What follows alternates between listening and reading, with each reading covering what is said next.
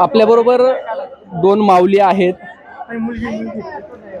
हे आपल्याबरोबर या ठिकाणी जे पालखीचं दर्शन घेण्यासाठी या ठिकाणी आलेले आहात. काय सांगाल माऊली, कुठले आहेत तुम्ही? पुण्यातलेच आहेत का? आज पुण्यामध्ये तुकाराम महाराजांची आणि ज्ञानेश्वर महाराजांची पालखी आली. पालखीचं दर्शन घ्यायला तुम्ही या ठिकाणी आलात, कसं वाटतंय? भारी वाटतंय. भारी वाटतंय. विशेष करून म्हणजे तुम्ही दोघही अपंग असताना सुद्धा एवढ्या गर्दीमध्ये वाट काढत काढत काढत काढत माऊलीच्या दर्शनाला चाललात. काय वाटतं तुम्हाला? भारी वाटतंय. भारी वाटतंय.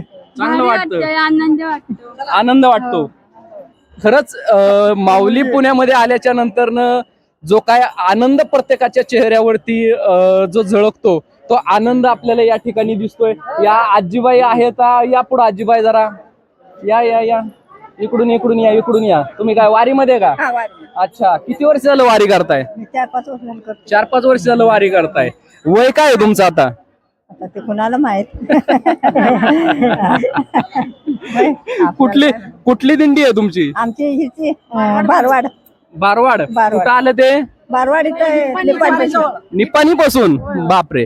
आपण पाहू शकतो या ठिकाणी संपूर्ण महाराष्ट्रातून लांबून लांबून दिंड्या या ठिकाणी आलेल्या आहेत. पुणे कसं वाटलं तुम्हाला? हा, कसं आहे पुणे? गोड आहे का? पुण्यातली लोक कशी आहेत? मायाळू आहेत. खरंच या माऊलींच्या चेहऱ्यावरती जे हसू आहे, तेच हसू म्हणजेच तोच देव.